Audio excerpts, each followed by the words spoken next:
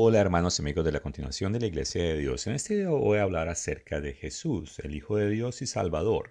Y de una manera breve voy a cubrir su preexistencia, después el por qué vino a la tierra, por qué tuvo que morir, qué fue lo que él vino a hacer, qué cosas él consideraba importante.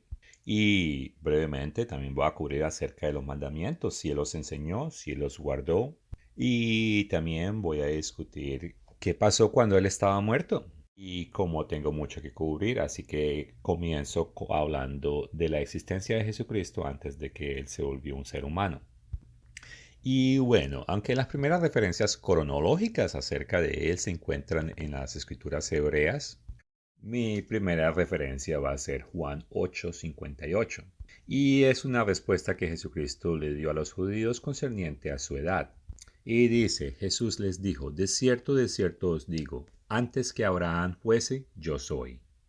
Y es que el término yo soy es parte del nombre divino del Antiguo Testamento.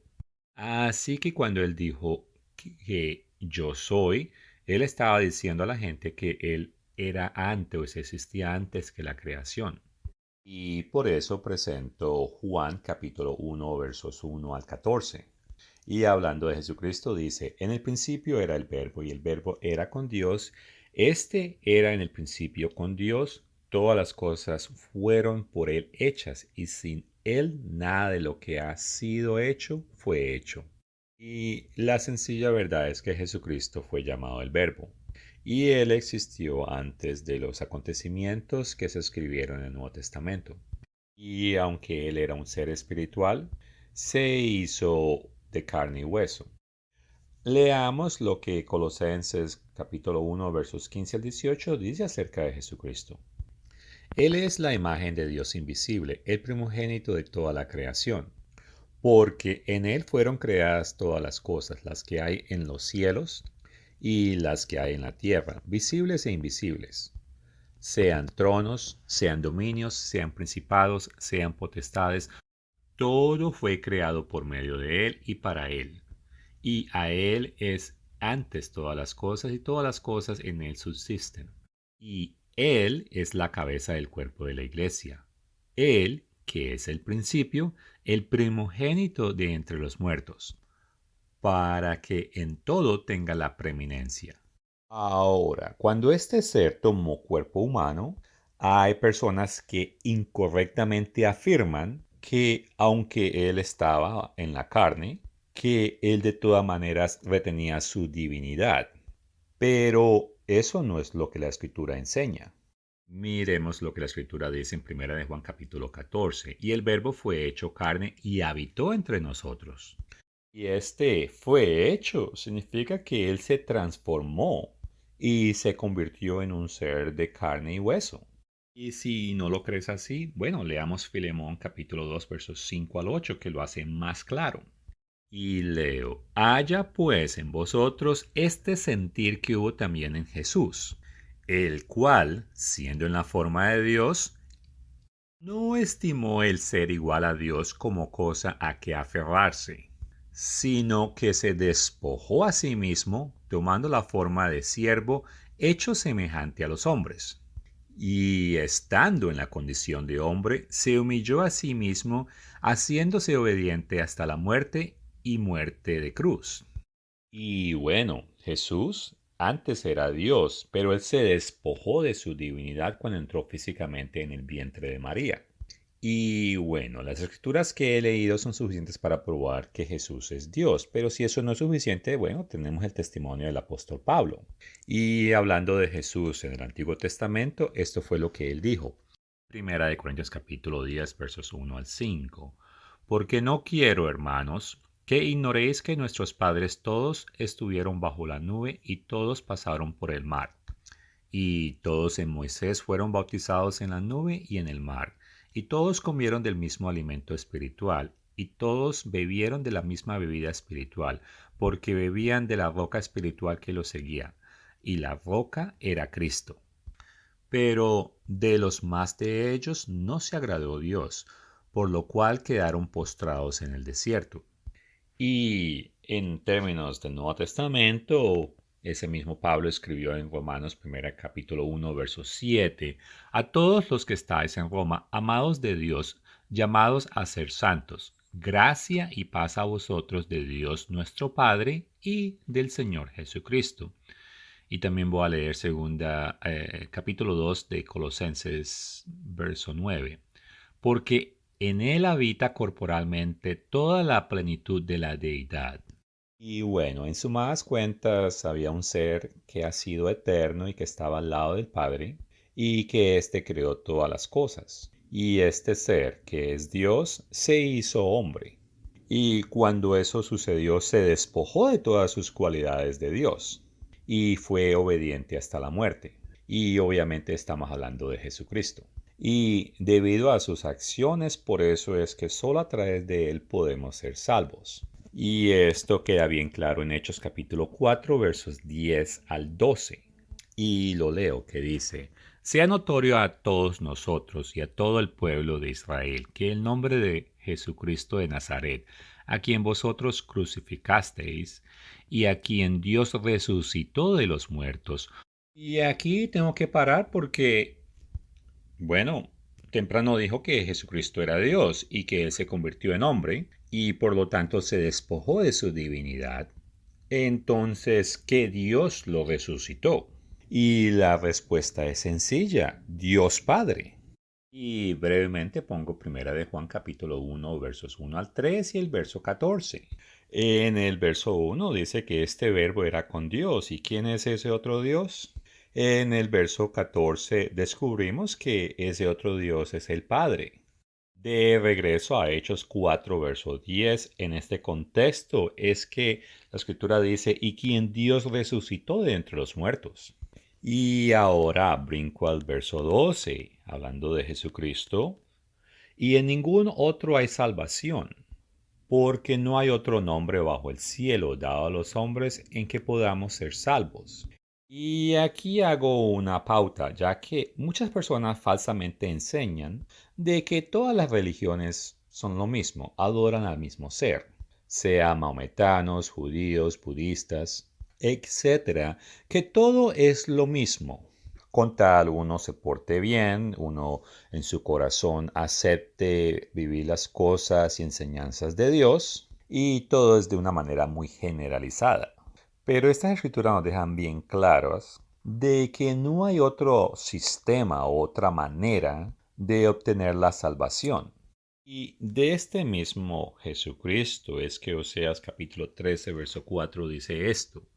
Mas yo soy el Eterno, tu Dios desde la tierra de Egipto. No conocerás, pues, otro Dios fuera de mí, ni otro Salvador sino a mí.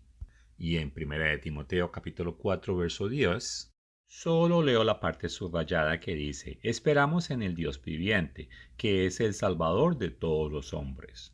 Y bueno, los dos seres eternales, tanto Dios Padre como el Verbo, siempre han existido. Pero el Padre envió a Jesús para morir por nosotros. ¿Y por qué? Para limpiarnos de pecados y de esa manera quitarnos la pena final y de esa manera nosotros podemos obtener la salvación. Y de acuerdo a Santiago 4:12, Dios es el único ser que establece las leyes. Y una escritura semejante en el Antiguo Testamento es Isaías 33, verso 22. Y con estas cosas dicho presento Romanos 6:23.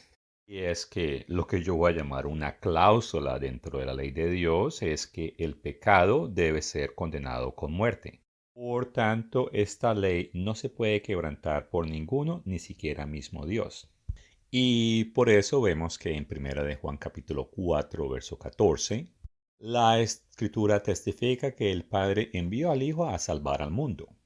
Y para poder salvar a sus seguidores, o sea, los que aceptan a Jesucristo, alguien tenía que morir en lugar de ellas. Y por eso en Juan capítulo 10, verso 15, Jesucristo dice que Él puso su vida por sus ovejas. Y todo esto se debe a un gran amor. La escritura es bien clara que Dios primero nos amó a nosotros. Y con estas cosas en mente, Juan 3, capítulos 16 al 17 tiene más sentido y lo leo.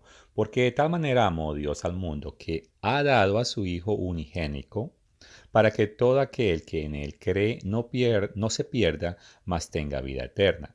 Porque no envió Dios a su Hijo al mundo para condenar al mundo, sino para que el mundo sea salvo por él. Y continuando en el mismo tema, quiero brincar a Romanos capítulo 5, versos 7 al 10. Y comienzo a leer del verso 8. Mas Dios muestra su amor para con nosotros en que siendo aún pecadores, Cristo murió por nosotros. Pues mucho más, estando ya justificados en su sangre, por él seremos salvos de la ira. Y bueno, tenemos que recordar que cuando somos pecadores, somos enemigos de Dios. Ahora leo el verso 10. Porque si siendo enemigos fuimos reconciliados con Dios por la muerte de su Hijo, mucho más, estando reconciliados, seremos salvos por su vida. Ahora, hay que tener en cuenta en este último verso, ya que nosotros somos reconciliados con Dios por su muerte. Y estoy hablando de la muerte del Hijo. Y hago hincapié que la muerte de Jesucristo no nos da vida, solo nos reconcilia con Dios. Ahora, eso sí, una vez que estamos reconciliados con Dios, podemos ser salvos por la vida que Jesucristo vivió cuando estuvo acá como humano. ¿Y cómo vivió él? Bueno, libre de pecado. Y es que él todos los días de su vida tomó una decisión activa de obedecer la ley de Dios, ya que la transgresión de la ley de Dios, bueno, es pecado. Y eso es lo que dice la escritura en 1 Juan capítulo 3, verso 4. Una vez más, les recuerdo que no somos salvos por su muerte, pero somos salvos por su vida. Y con eso en mente, quiero leer lo que Pablo escribió en Romanos 6, versos 1 y 2. ¿Qué pues diremos? ¿Preservaremos en el pecado para que la gracia abunde? En ninguna manera, porque los que hemos muerto al pecado, ¿cómo viviremos aún en él? Ahora, si miramos Efesios capítulo 1, versos 1 al 7, no habla de la muerte de Jesucristo, pero habla desde su sangre. Pero dice esencialmente las mismas cosas que he repetido. Y dice en el verso 7, a quien tenemos redención por su sangre, el perdón de nuestros pecados según las riquezas de su gracia. Pero bueno, como sabemos, esto no es algo automático. Para eso se requiere un arrepentimiento, combinado con una convicción basada en la creencia. Y eso es lo que sucede en Hechos capítulo 2 versos 36 al 39. Y es que allí el apóstol Pedro les explica a las personas presentes que el Jesucristo, quien ellos crucificaron, bueno, es el mismo Dios y Cristo. Eso termina en el verso 36 y en el verso 37, cuando ellos comprendieron el grave error en el que estaban, esas personas preguntaron qué podrían hacer para corregir su error. Y en el verso 38 Pedro les dice claramente que se arrepientan y se bauticen cada uno de ellos para el perdón de los pecados, no salvación, en el nombre de Jesucristo. Eso sí, cuando una persona cumple esos requerimientos, califica para recibir el don del Espíritu Santo. Y de acuerdo a Romanos capítulo 8, verso 1, ese mismo Espíritu es aquel que levantó a Jesucristo de los muertos. Y una vez que recibimos el Espíritu Santo es muy importante retenerlo. Y el estilo de vida que tenemos día a día en nuestras vidas determina si tenemos comunión con Él o no. Y presento en 1 de Juan capítulo 1 versos 5 al 9. El verso 5 deja bien claro que Dios no vive en tinieblas. Y el verso 6 dice que si nosotros creemos que tenemos comunión con Él y andamos en tinieblas, o sea, en una vida de pecado, entonces mentimos porque en sí no vivimos la manera, el camino de Dios y por lo tanto no proclamamos la verdad. Ahora, con estas cosas dichas, quiero poner énfasis en el verso 8. Y es que, aunque día a día debemos escoger vivir una vida en perfección, no quiere decir que seamos inmunes a todo tipo de tentación. Por eso la escritura nos advierte. Y leo, si decimos que no tenemos pecado, nos engañamos a nosotros mismos y la verdad no está en nosotros. En sumadas cuentas, cuando recibimos el Espíritu de Dios, es muy importante que guardemos la ley de Dios, o sea, que nos mantengamos fuera de pecado. Pero como no somos perfectos, de acuerdo a 1 de Juan, verso 1:9, debemos confesar nuestros pecados a Él, quien es fiel y justo para perdonar nuestros pecados, y de esa manera limpiarnos de toda maldad. Con eso dicho, presento 1 de Juan capítulo 3, verso 9, que dice: todo aquel que es nacido de Dios no practica el pecado, porque la simiente de Dios permanece en él y no puede pecar porque es nacido de Dios. Este verso causa mucha confusión en el mundo de cristianidad tradicional. Y es que en el mundo de cristianidad tradicional se dice que todas las personas o todos los miembros sinceros son nacidos de Dios una vez que pasan sea un sistema de bautismo y arrepentimiento o en otros solamente arrepentimiento. Y claro, la aceptación de Jesucristo en su corazón. Y por tanto ellos argumentan que ellos son nacidos de nuevo y por tanto son nacidos de Dios. Eso es falso. Es más, ni siquiera dentro de las iglesias de Dios hay ningún miembro fuera de Jesucristo que ha nacido de nuevo. Todo aquel que tiene el Espíritu de Dios es solo engendrado de Dios, pero aún no ha nacido como un ser espiritual. Por tanto, ningún tipo de cristiano hoy en día puede decir que esta escritura actualmente le aplica a esa persona.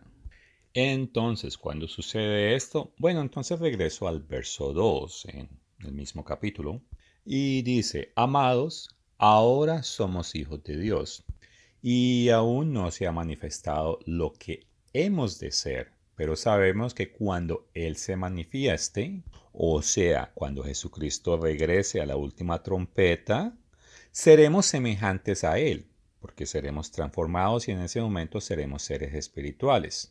Y cuando seamos de esa manera, entonces le podremos ver a Jesucristo de la misma manera como Él es.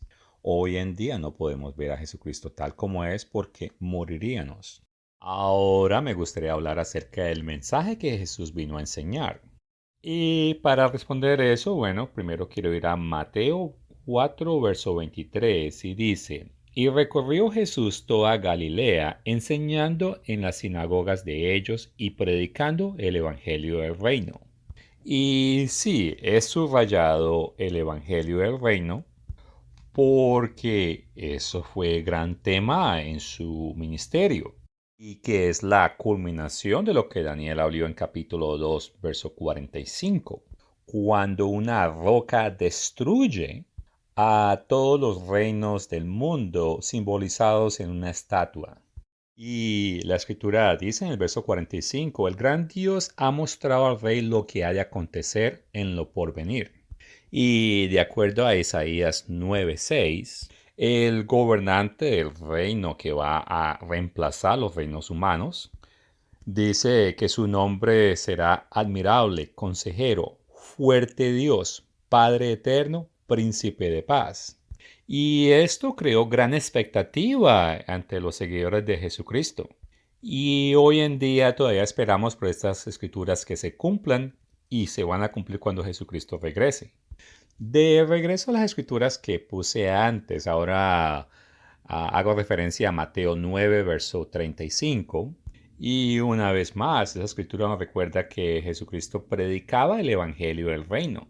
Y en Mateo 6, versos 31 al 33, Jesucristo nos advierte que nosotros nos debemos afanar es por entrar o calificar para entrar en ese reino. Y Marcos capítulo 4 versos 11 y 12 nos recuerda que no todo el mundo, sino ciertas personas tienen la fortuna de poder conocer las cosas de ese misterioso reino de Dios. Ahora, estos versos de Marcos son bien claros que no todas las personas van a recibir o poder comprender las cosas del misterioso reino de Dios. Y de acuerdo a Lucas 4:43, Jesucristo debía anunciar el Evangelio del Reino de Dios en varias partes porque de acuerdo a él, para eso había sido enviado. Y hablando del Evangelio del Reino de Dios, es tan importante que de acuerdo a Mateo 24:14, el fin de esta era no puede ocurrir sino hasta el tiempo que ese mensaje sea proclamado ante todas las naciones. Y esto es algo que todavía no ha sucedido, por eso el final todavía no puede ocurrir. Ahora, de acuerdo a Juan 6, versos 38 al 40, Jesucristo no vino a la tierra a hacer su voluntad, sino vino a hacer la voluntad de Dios Padre. Y es más, de acuerdo a Juan capítulo 5, verso 30, él dijo o afirmó que por sí mismo él no podía hacer nada. Ahora, es curioso que dentro del mundo de la cristiandad general, entre muchas de las religiones protestantes y evangélicas, ellos creen que la Biblia principalmente se trata de Jesús. Pero como vemos, Jesús no vino a hacer su voluntad, él vino a hacer fue la voluntad de Dios Padre. Y es más, un vistazo a Mateo 6, versos 9 al 13, descubrimos que Jesús quería que sus seguidores oraran era al Padre para que se hiciera no la voluntad de Jesucristo, sino la voluntad del Padre. Y es más, para que venga a la tierra el reino del Padre. Y leo los dos primeros versos. Vosotros, pues, oraréis así. Padre nuestro que estás en el cielo, santificado sea tu nombre. Venga tu reino, lo que acabé de decir. Hágase tu voluntad, que es la voluntad del Padre, como en el cielo, así también en la tierra. Y esto es importante porque primero tenemos que tener en cuenta de que debemos orar no para que se haga nuestra voluntad, sino para que se haga la voluntad de Dios Padre. ¿Y qué significa eso? Bueno, Mateo 5:48 lo resume. Sed pues vosotros perfectos como vuestro Padre que está en los cielos es perfecto. Pero, ¿de qué está hablando esto? Bueno, de obediencia. Y de aquí brevemente hablo de dos puntos comunes acerca de la ley. Y es que unas personas creen que hay ciertas cosas en la ley de Dios que no son importantes, o sea, que son cosas menores. O otros piensan que Jesucristo las eliminó en la cruz. Pero esas personas deben analizar muy cuidadosamente Mateo 5 versos 17 al 21. Y es Jesucristo hablando y dice, no penséis que he venido a abrogar, o sea, a destruir la ley, o los profetas. No he venido a abrogar, sino para cumplir. Ahora, muchas personas creen que aquí cumplir es que Jesucristo vino a cumplir la ley por nosotros. Pero de eso no era que estaba hablando Jesucristo. Esa palabra de cumplir viene del Strong's G 4137 y que, bueno, significa hacer repleto, atiborrar o rellenar un hueco, figurativamente, proveer, satisfacer, ejercer. Y esta palabra causa mucha confusión. Y diferentes personas tratan de verla desde su punto de vista y les cuesta mucho aceptar lo que dice la escritura. Y muchas personas piensan que la interpretación correcta sería como terminar, como terminando el tiempo o una tarea. Y aunque parezca ilógico, entonces piensan que la ley de Dios fue cumplida por Cristo y que con tal las personas acepten la sangre de Cristo, al menos eso argumentan, entonces no importa qué acciones haga la persona, porque automáticamente Cristo murió por todos sus pecados. Obvio, esa interpretación es muy errada.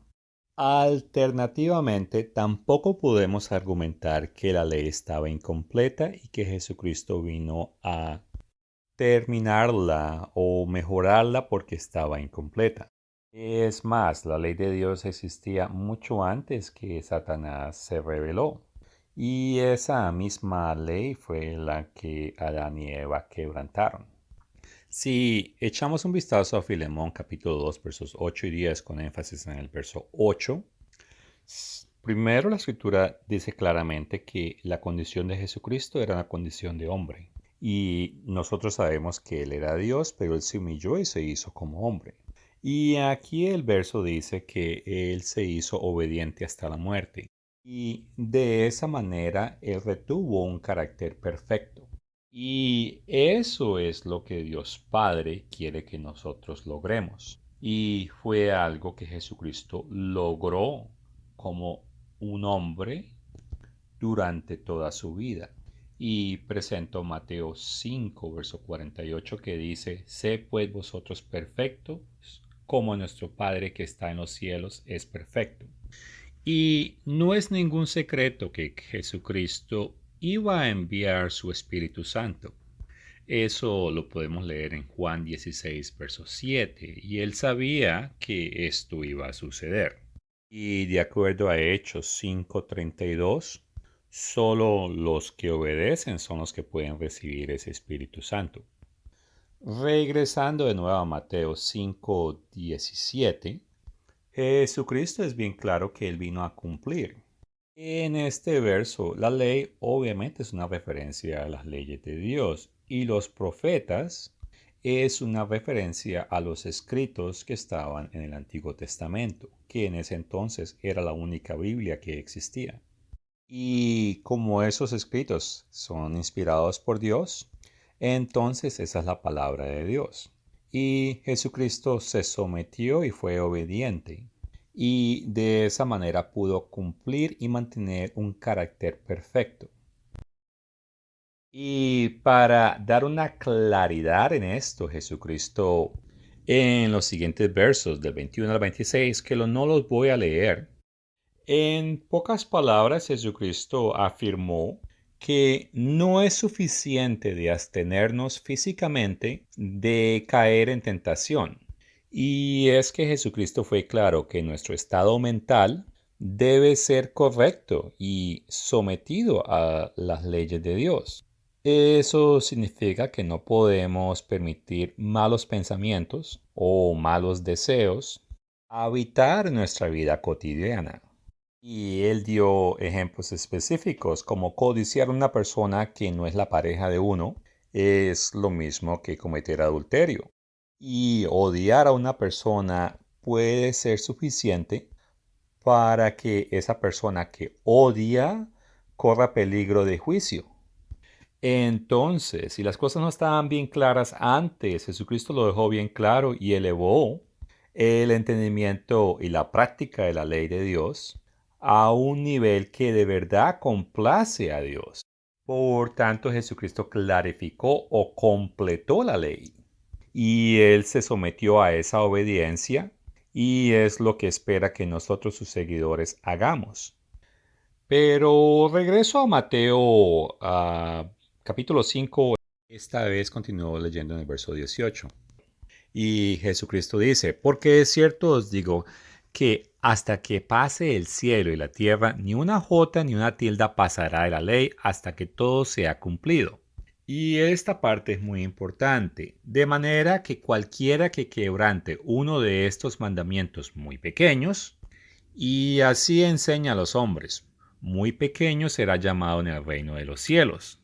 Y hoy tenemos personas que dicen que algunos mandamientos de Dios no son tan importantes. Y en particular el cuarto mandamiento que Dios nos ordenó recordar el día de descanso y guardar el descanso porque es un día que Él bendijo. ¿Quién de nosotros tiene el poder para decir que ese mandamiento no es tan importante? Y más allá de eso, no practicarlo y enseñar a otros, tanto por práctica y por palabra, o sea, enseñando en contra de ese mandamiento. La cosa es que ambos puntos de vista están errados, sea los que piensan que unos mandamientos no son tan importantes o al igual aquellos que creen que Jesucristo eliminó los mandamientos. Y bueno, como estamos hablando de mandamientos, pues voy a hablar de los 10 mandamientos. Y es que Jesucristo los guardó. Comencemos con el primer mandamiento. Jesucristo en Mateo 4:11 dijo, Al Señor tu Dios adorarás y a Él solo servirás. Y en Mateo 22:37 dijo, amarás al Señor tu Dios con todo tu corazón, con toda tu alma y con toda tu mente. Una escritura más estaría Marcos capítulo 12, verso 30. Y ahí Jesucristo dijo, y amarás al Señor tu Dios con todo tu corazón y con toda tu alma y con toda tu mente y con todas tus fuerzas. Este es el principal mandamiento. Hablando del segundo mandamiento, esta vez quiero citar Lucas 4, verso 8. Y leo la última parte que dice, al Señor tu Dios adorarás y a Él solo servirás. Sigo con Juan capítulo 4, 24. Dios es espíritu, y los que le adoran en espíritu y en verdad es necesario que le adoren. Y finalmente cito Apocalipsis 2, verso 14. Y dice, pero tengo unas pocas cosas contra ti que tienen ahí los que retienen la doctrina de Balaam, que enseñan a Balac a poner tropiezo ante los hijos de Israel, a comer cosas sacrificadas a ídolos y a cometer fornicación. Y el tercer mandamiento que tiene que ver con tomar el nombre de Dios en vano, bueno, Mateo 12, verso 31. Por tanto os digo, todo pecado y blasfemia será perdonado a los hombres, mas la blasfemia contra el Espíritu no le será perdonada. Y también hago referencia a Mateo 15, versos 19 al 21. Porque del corazón salen los malos pensamientos, los homicidios, los adulterios, las fornicaciones, los hurtos, los falsos testimonios, las blasfemias. Estas cosas son las que contaminan al hombre. Ahora, el cuarto mandamiento, que es en el cual Dios nos recuerda que debemos guardar el día de descanso, hay personas que argumentan que Jesucristo no guardó el día de descanso. Y con eso dicho, quiero leer Mateo 12, versos 11 al 12.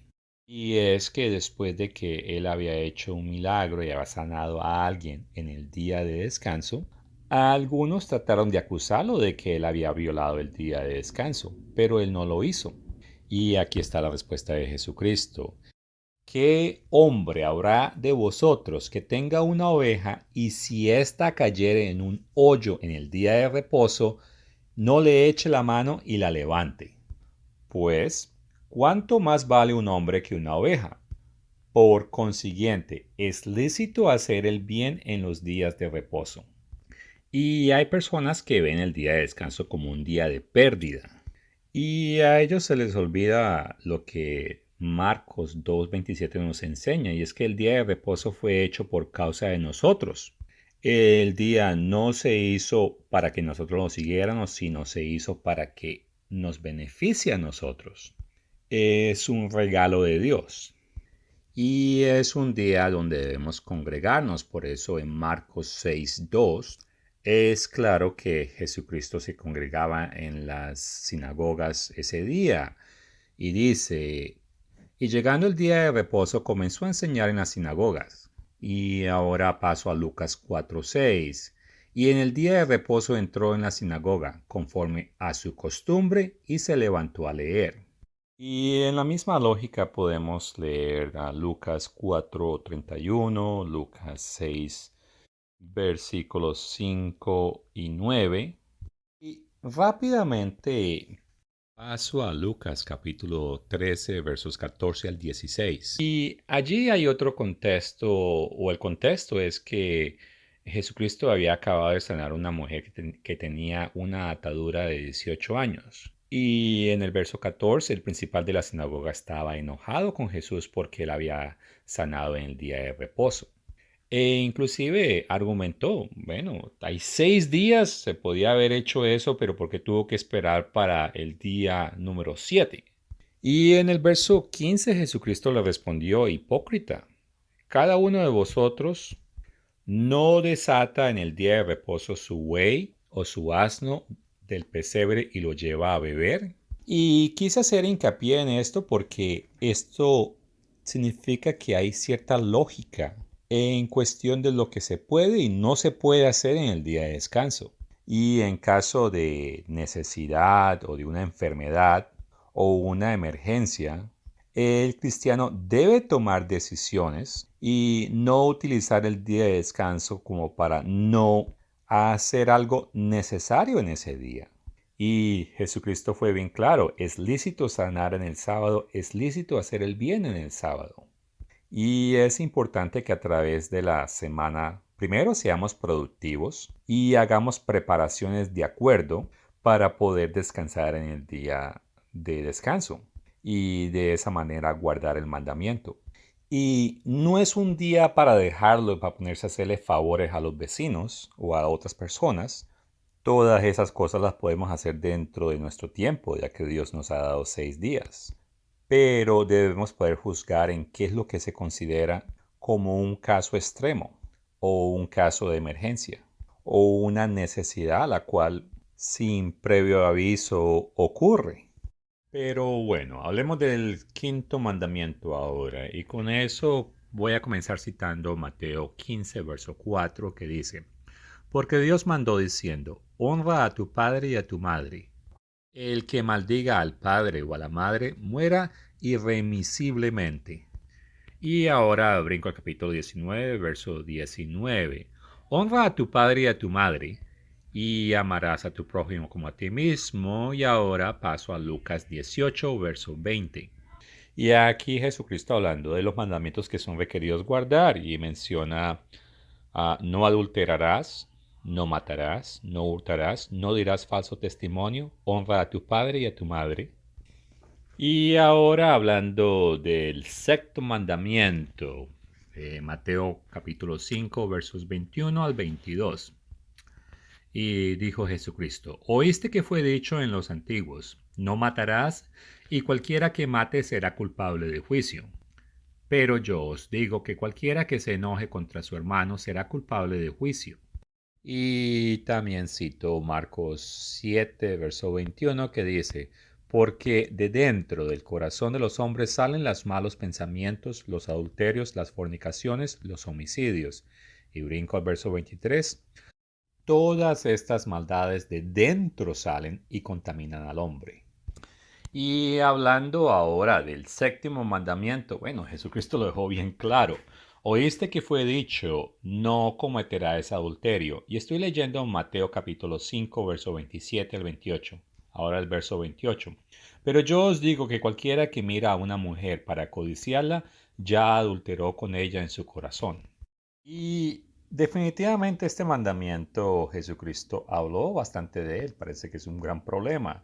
Mateo 5, verso 32, está Mateo 15, 19 al 20, Mateo 19, 9, Marcos 7, 21 y verso 23, Marcos 10, 11 y 12, Lucas 16, 18, Lucas 18, 20, Juan 8, versos 4 al 11 y Apocalipsis 2, capítulo 2. Ahora, el octavo mandamiento concerniente al hurtar, Jesucristo también habló de eso. Y la primera referencia es Mateos 15, versos 19 al 20.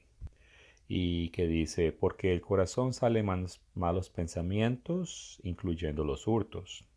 Y en Mateo 21, verso 13, él habló de cuando estaba en el templo, cuando lo estaba limpiando, dijo, ah, mi casa, casa de oración será llamada, mas vosotros las habéis convertido en cueva de ladrones. Y en Mateo 22 al 23, en el verso 22, habla de los hurtos y otras cosas. En el verso 23, él dice que todas esas cosas vienen de dentro y son las que contaminan al hombre. Y en Marcos 10, verso 19, hablando de los mandamientos, él vuelve a mencionar el de no hurtar. Y lo mismo encontramos en Lucas 18, verso 20. Y bueno, van 8 mandamientos, faltan los dos últimos. El noveno mandamiento, bueno, con ese quiero citar Mateo 5, versos 33 al 34. Y leo, además habéis oído que fue dicho a los antiguos, no perjurarás, sino cumplirás al Señor tus juramentos. Y Mateo 19, verso 18, y él les dijo, ¿cuáles? Y Jesús les dijo, no matarás, no adulterarás, no hurtarás y no dirás falso testimonio. Y la última escritura que voy a leer concerniente a ese mandamiento va a ser Lucas 18, verso 20. Los mandamientos, ¿sabes? No adulterarás, no matarás, no hurtarás, no dirás falso testimonio. Y ahora paso a lo que Jesucristo dijo concerniente al 10º mandamiento. Y primero leo Mateo 6:25, que dice, por tanto os digo, no os afanéis por vuestra vida, qué habéis de comer o qué habéis de beber, ni por vuestro cuerpo, qué habéis de vestir. ¿No es la vida más que el alimento y el cuerpo más que el vestido? ¿Y qué tiene que ver esto con no codiciar las cosas del prójimo? Bueno, esto es lo opuesto de codiciar las cosas del vecino o de codiciar alguna cosa de este mundo. Ahora leo Marcos 7, versos 22 al 23. Y este es más directo. Los hurtos, las avaricias, las maldades, el engaño, la lavicia, la envidia, la maledicencia, la soberbia, la insensatez. Y bueno, las avaricias están listadas ahí. Y en el verso 23 dice que todas estas maldades de dentro salen y contaminan al hombre. Y esta última, fuera de tema, dentro de las nuevas religiones de espiritualidad, un tema que es prevalente es el encontrarse a uno mismo, el mirar al interior, al yo, y descubrir que allí está la unidad o allí está el Dios. Y a la luz de esa escritura, todo eso es mentira, porque lo que está dentro de nuestros corazones no es ninguna luz de iluminación, como las nuevas religiones de Acuario y las nuevas tendencias espirituales dicen que dentro de uno hay una luz. Pero bueno, regresando al tema, y es que Jesucristo, Él habló y Él practicó los mandamientos del Señor, y al final, hacia el final, Él termina diciendo esto en Juan capítulo 15, verso 10. Si guardaréis mis mandamientos, permaneceréis en mi amor, así como yo he guardado los mandamientos de mi Padre y permanezco en su amor. Y es que es bien claro, guardar los mandamientos de Dios son necesarios para poder permanecer en el amor de Dios. Y cuando digo que Jesucristo enseñó todos los 10 mandamientos, Él los guardó, eso incluyó el día de descanso, ese mismo mandamiento que muchos creen que es un mandamiento menor o sin importancia. Y fuera de guardar el día de descanso, Jesucristo también guardó los días santos. Y puedes ir a Lucas capítulo 2 versos 41 al 42 y capítulo 22 versos 7 al 19 y Juan capítulo 7 versos 10 al 38. Y bueno, regresando a lo del día de descanso, que hablo de ese porque ese es el mandamiento que más le cuesta aceptar a mucha gente como un mandamiento verdadero. Y es interesante que en las escrituras, en Apocalipsis capítulo 12, verso 17 y Apocalipsis 14, verso 12, la escritura es clara que los verdaderos cristianos guardan los mandamientos y conocen a Jesús. Y es que para guardar adecuadamente los mandamientos se requiere fe. Y los mandamientos, ellos se tratan del amor. Y en Mateo 22, versos 35 al 40, y en los versos 35 y 36, alguien le preguntó a Jesucristo cuál era el mandamiento grande de la ley. Y en el verso 37 Jesucristo le dijo, amarás al Señor tu Dios con todo tu corazón, con toda tu alma y con toda tu mente. Este es el primer mandamiento, dijo Jesucristo. Y después en el verso 39 Jesucristo le dijo que el segundo mandamiento era similar, pero que era amar al prójimo como a uno mismo. Y en el verso 40 dice que de esos dos mandamientos depende toda la ley que Dios ha creado. Y de ese amor real fue el mensaje de Jesucristo y de eso es que se trata el reino de Dios. Y hablando del Evangelio, el Evangelio incluye a Jesucristo, pero desafortunadamente los protestantes, los evangélicos, los católicos, quienes todos ellos profesan creer en Cristo y seguir a Cristo, no se dan de cuenta que necesitan guardar todos los mandamientos. Y es que hay que tener bien claro que aceptar algunos hechos acerca de Jesucristo no es suficiente, ya que los cristianos deben vivir una vida como la vivió Jesús. Y para hacer eso no se puede ignorar ninguno de sus mandamientos. Y con esto dicho, leo 1 de Juan capítulo 2, versos 3 al 6, que dice, y en eso sabemos que nosotros le conocemos si guardamos sus mandamientos. El que dice, yo le conozco y no guarda sus mandamientos, el tal es mentiroso y la verdad no está en él. Pero el que guarda su palabra, en este verdaderamente el amor de Dios se ha perfeccionado. Por eso sabemos que estamos en él. El que dice que permanece en él debe andar como él anduvo. Y para andar como él anduvo tenemos que aferrarnos a todos los mandamientos. Ahora, temprano comenté que el ser que se despojó de su divinidad y se hizo carne, y bueno, obviamente estamos hablando de Cristo, y cuando él vivió su vida de humano, él era un hombre. Y es importante entender eso porque si a uno hace la pregunta, ¿qué pasó con Jesucristo cuando él estuvo muerto? ¿Qué hizo? Bueno, si miramos a Romanos 8, verso 34, Pablo enseñó que Jesús murió, no que se fue en espíritu a predicarle a otros espíritus, como algunas personas creen. Leo el verso 34. ¿Quién es el que condenará? Cristo es el que murió, mas aún el que también resucitó.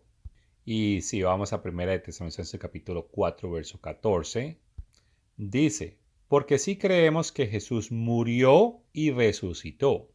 Aquí significa morir como parar de pensar, de analizar, de sentir.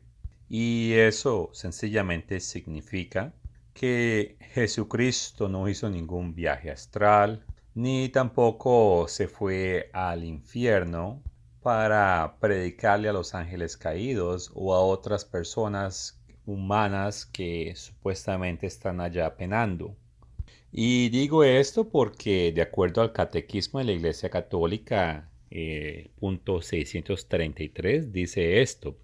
La Escritura llama infierno a la morada de los muertos, a la que descendió Cristo muerto, Seol en hebreo o Hades en griego, porque quienes están allí están privados de la visión de Dios.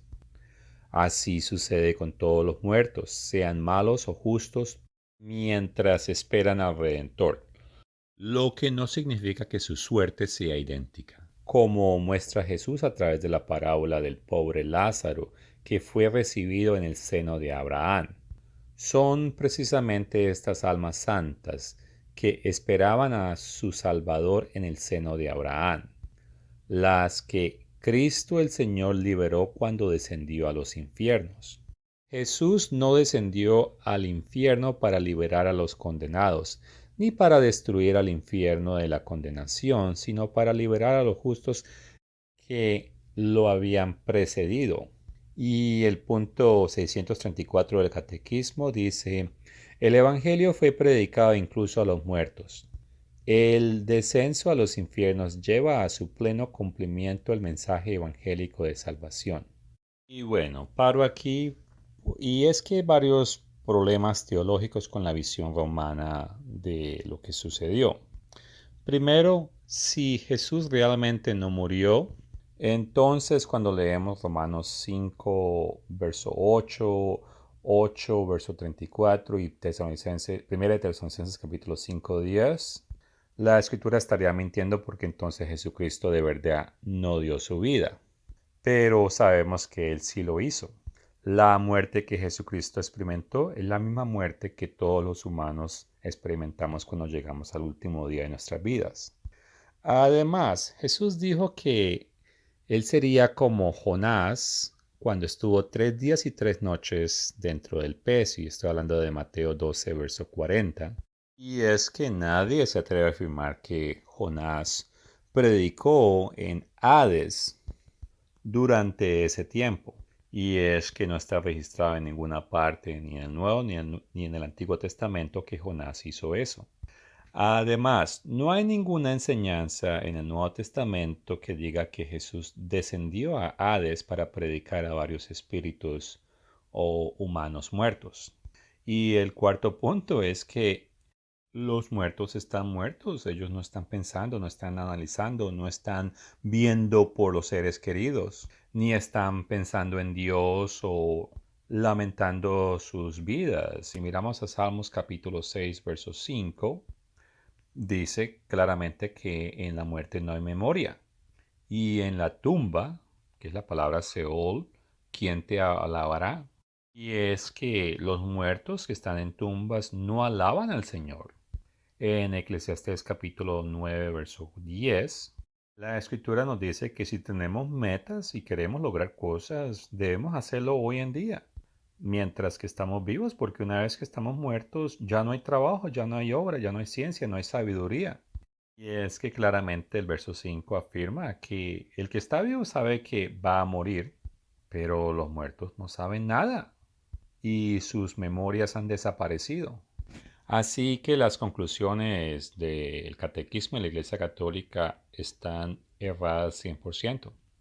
Ahora, sin mucho misterio, voy a leer Hechos capítulo 2, verso 27, que dice, porque no dejarás mi alma en Hades, ni permitirás que tu santo vea corrupción. Muchas personas creen que Hades es un lugar, bueno, sea el purgatorio o sea el infierno, pero Hades en sí es una palabra que significa tumba, así que podemos leerlo de esta manera, porque no dejarás mi alma en la tumba.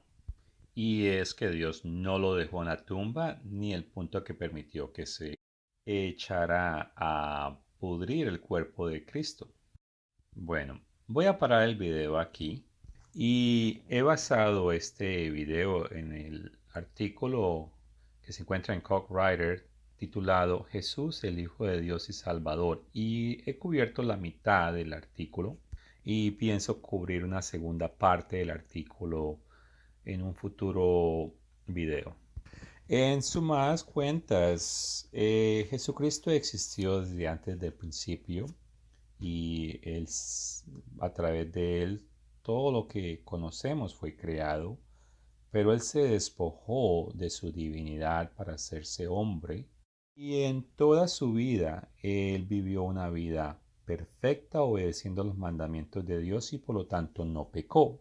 Y durante su ministerio él hizo la voluntad de su Padre y habló y predicó del venidero reino de Dios.